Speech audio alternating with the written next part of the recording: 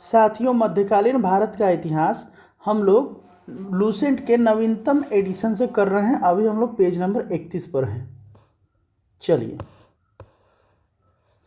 विभाग एवं बनाने वाला सुल्तान, जैसे दीवान ए मुस्तखराज जो कि वित्त विभाग होता था, इसको अलाउद्दीन खिलजी ने बनाया था। दीवान ए कोही ये कृषि विभाग होता था, ये मोहम्मद बिन तुगलक ने बनाया था।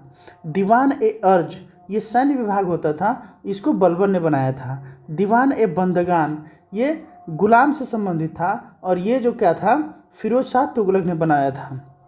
और दीवान ए खैरात ये भी फिरोज शाह तुगलक था, इसमें जो है मुफ्त में दवाइयाँ वगैरह दिया जाता था। दीवान ए इस्तिहाक फिरोज शाह तुगलक ने बनाया था, ये बेसिकली पेंशन व्यवस्था था उसमें।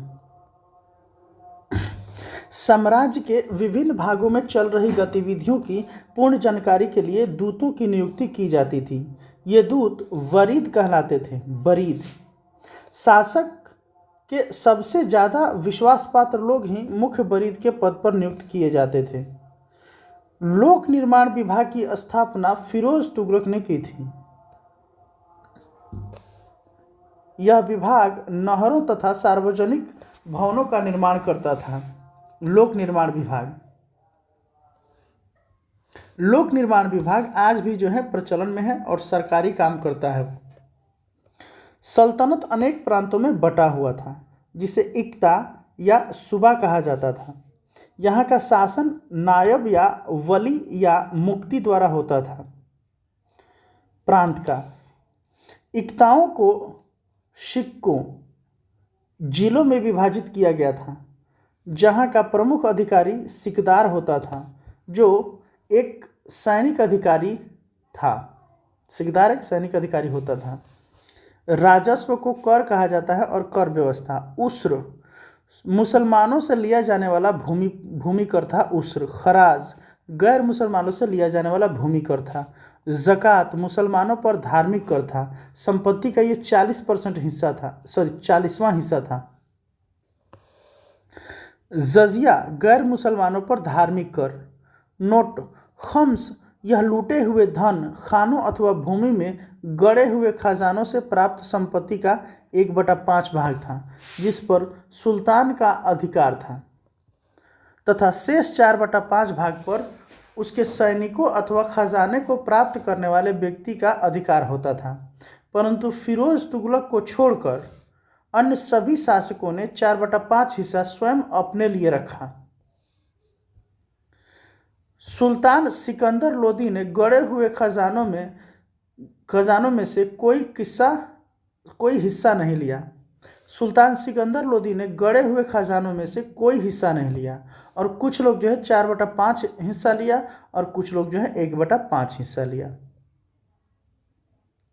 सिक्कों को परगनों में विभाजित किया गया था। आमिल परगने का मुख्य अधिकारी था और मुशरीफ लगान को निश्चित करने वाला अधिकारी था। मुशरीफ ये लगान को निश्चित करता था। एक शहर या 100 गांवों के शासन की देखरेख आमिर ए सदा नामक अधिकारी करता था। प्रशासन की सबसे छोटी इकाई ग्राम होता था। ग्राम में सबसे अधिक प्रभावशाली लोग खुद छोटे जमींदार और मुकद्दम मुखिया होते थे। ग्राम का एक पटवारी होता था। सुल्तान की अस्थाई सेना को खासखेल नाम दिया गया था। खासखेल मंगोल सेना के वर्गीकरण की दशमलव प्रणाली को सल्तनतकालीन सैन्य व्यवस्था का आधार बनाया गया था। सल्तनत काल में बारूद की सहायता से गोला फेंकने वाली मशीन को मंगलिक तथा अर्राद कहा जाता था। अलाउद्दीन खिलजी ने इक्ता प्रथा को समाप्त कर दिया और लाया था कौन, तो इल्तुतमिश।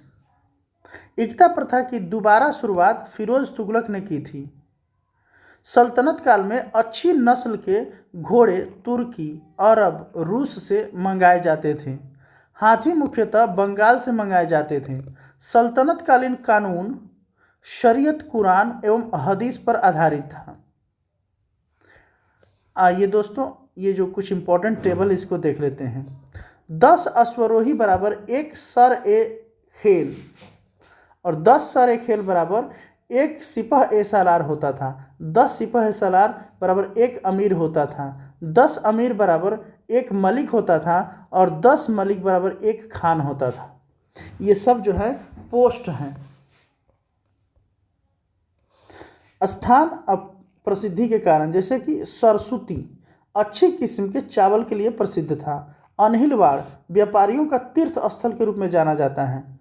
सतगांव, इसी को चटगांव भी शायद बोलता है लोग, नहीं सतगांव दूसरा है, रेशमी रजाइयों के लिए ये प्रसिद्ध था। आगरा नील उत्पादन के लिए। बनारस सोने चांदी व जड़ी काम के लिए, जैसे कि बनारसी साड़ी वहीं पे प्रसिद्ध है। नेक्स्ट, मुस्लिम कानून के 4 महत्वपूर्ण स्रोत थे। कौन कौन से? कुरान, हदीस, इज्मा, कयास। सुल्तान सप्ताह में 2 बार दरबार में न्याय करने के लिए उपस्थित होता था। सल्तनत काल में लगान निर्धारित करने की मिश्रित प्रणाली को मुक्ताई कहा गया है। भूमि की नाप जोख करने के बाद क्षेत्रफल के आधार पर लगान का निर्धारण मसाहत कहलाता था। इसकी शुरुआत अलाउद्दीन ने की थी। पूर्णतः केंद्र के नियंत्रण में रहने वाली भूमि खालसा भूमि कहलाती थी। खालसा भूमि। अलाउद्दीन ने दान दी गई अधिकांश भूमि को छीनकर खालसा भूमि में परिवर्तित कर दिया। ज़्यादा उसको टैक्स का आवश्यकता था इसलिए। सल्तनत कालीन मुद्रा व्यवस्था चांदी के टंके और तांबे के दिरहम पर आधारित थी। जो सल्तनत कालीन जो मुद्रा था वो चांदी का टंके एवं तांबे का दिरहम पर आधारित थी। देवल सल्तनत काल में अंतर्राष्ट्रीय बंदरगाह के रूप में प्रसिद्ध था। विजयनगर साम्राज्य। विजयनगर साम्राज्य की स्थापना 1336 ईस्वी में हरिहर एवं बुक्का नामक 2 भाइयों ने की थी, जो 5 भाइयों के परिवार के अंग थे। विजयनगर का शाब्दिक अर्थ है जीत का शहर। हरिहर एवं बुक्का ने विजयनगर की स्थापना विद्यारण्य संत से आशीर्वाद प्राप्त करके की थी। हरिहर एवं बुक्का ने अपने पिता संगम के नाम पर संगम राजवंश की स्थापना की। विजयनगर साम्राज्य की राजधानी हम्पी थी। विजयनगर साम्राज्य के खंडहर तुंगभद्रा नदी पर स्थित हैं। विजयनगर साम्राज्य की राजभाषा तेलुगु थी। नोट: हम्पी के भग्नावशेषों को colonel Colin Mackenzie East India Company के ब्रिटिश अधिकारी द्वारा प्रकाश में लाया गया। हरिहर एवं बुक्का पहले वारंगल के काकतीय शासक प्रताप रुद्रदेव के सामंत थे। विजयनगर साम्राज्य पर क्रमशः निम्न वंशों का शासन किया। पहले संगम वंश, फिर सुलू वंश, फिर तुलु वंश, फिर अरिविडु वंश, यानी कि ससतुआ। पहले संगम वंश, फिर सलू वंश, फिर तुलु वंश, फिर अराविडु वंश। बुक्का प्रथम ने वेद मार्ग प्रतिष्ठापक की उपाधि धारण की। हरिहर सेकंड ने संगम शासकों में सबसे पहले महाराजा धीराज की उपाधि धारण की।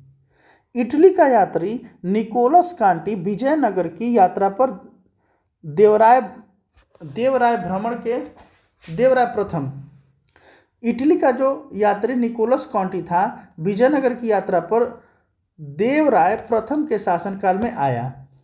इसने दास प्रथा के बारे में विस्तृत वर्णन किया। देवराय प्रथम ने तुंगभद्रा नदी पर एक बांध बनवाया ताकि जल की कमी दूर करने के लिए नगर में नहरें ला सकें। सिंचाई के लिए उसने हरिद्रा नदी पर भी बांध बनवाया।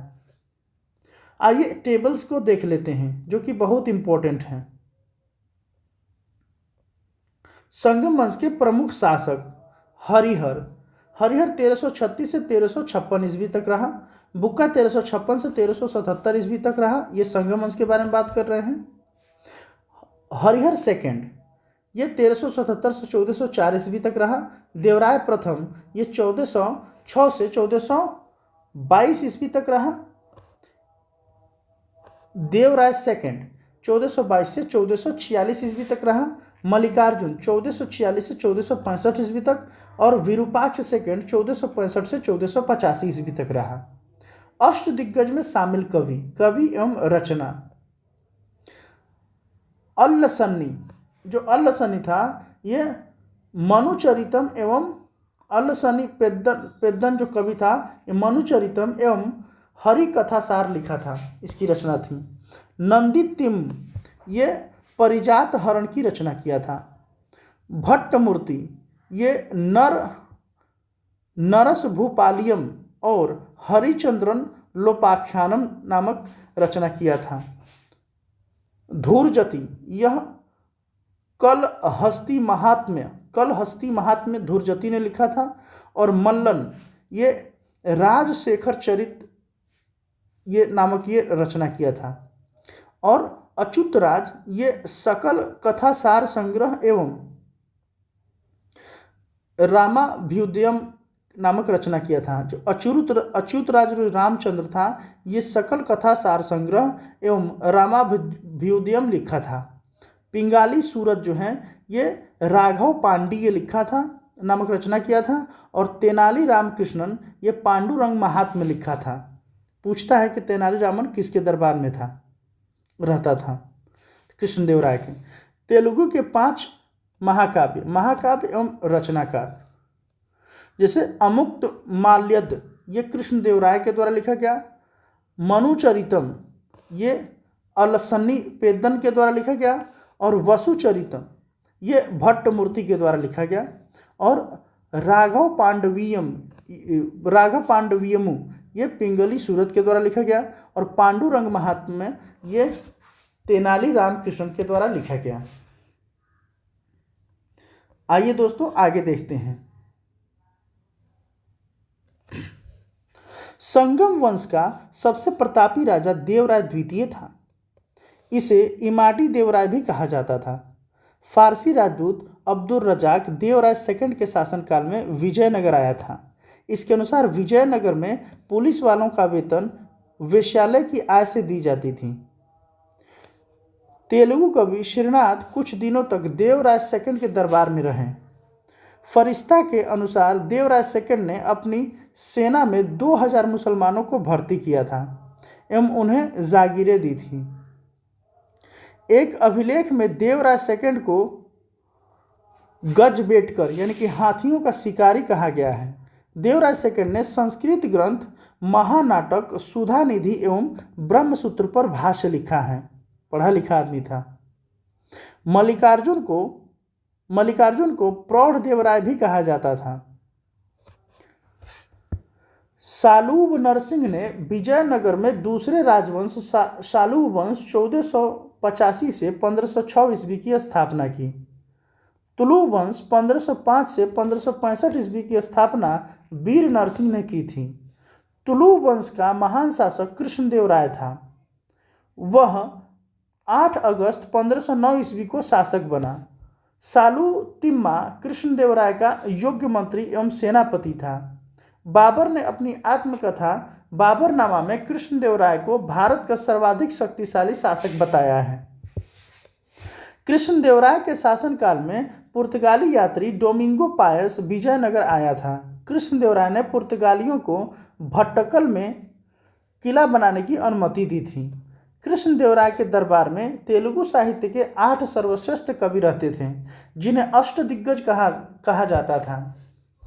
अष्टदिग्गज तेलुगु कवियों में अल्लसनी पेद्दन सर्वप्रमुख था। संस्कृत एवं तेलुगु दोनों भाषाओं का वह विद्वान था। तेलुगु कविता का पितामह व आंध्र कविता का पितामह की उपाधि उसे प्राप्त थी। उसके शासनकाल को तेलुगु साहित्य का क्लासिक युग भी कहा गया है। कृष्णदेवराय ने तेलुगु में अमुक्त माल्यद एवं संस्कृत में जाम्बवती कल्याणम और उषा परिणय की रचना की। विजयनगर साम्राज्य में नंदी नागरी लिपि का प्रयोग होता था। पूछ सकता है कि विजयनगर साम्राज्य में कौन सी लिपि का प्रयोग होता था, तो नंदी नागरी लिपि का प्रयोग होता था। नागलपुर नामक नए नगर हजाराराम एवं विट्ठल स्वामी मंदिर का निर्माण कृष्णदेवराय ने करवाया था। इसके अतिरिक्त कृष्णदेवराय ने चिदम्बरम मंदिर, अंबारम में पार्वती का मंदिर एवं कांचीपुरम में वरदराज एवं एकम्बरनाथ मंदिर का निर्माण करवाया था। कृष्णदेवराय की मृत्यु 1529 ईस्वी में हो गई थी। कृष्णदेवराय ने आंध्र भोज, अभिनव भोज, आंध्र पितामह आदि की उपाधि धारण की थी। तुलु वंश का अंतिम शासक सदाशिव था। राक्षसी तंगड़ी या तालीकोटा या वन्नीहट्टी का युद्ध 23 जनवरी 1565 ईस्वी में हुआ। इसी युद्ध के कारण विजयनगर का पतन हुआ। विजयनगर के विरुद्ध बने दक्षिण राजाओं के संघ में शामिल था। विजयनगर के विरुद्ध बने दक्षिण राज्यों के संघ में शामिल था बीजापुर, अहमदनगर, गोलकुंडा एवं बीदर। इस संयुक्त मोर्चे का नेतृत्व अली आदिल शाह कर रहा था।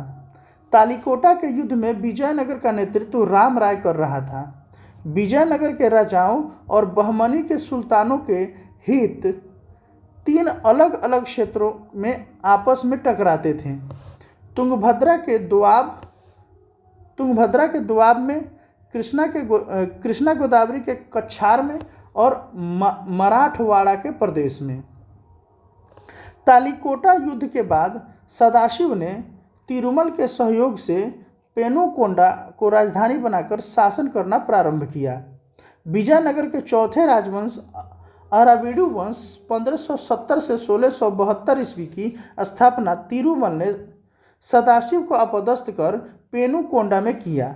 अराविडु वंश का अंतिम शासक रंग तृतीय था। अराविडु शासक वेंकट सेकंड के शासनकाल में ही वोडेयार ने 1612 ईस्वी में मैसूर राज्य की स्थापना की। नेक्स्ट,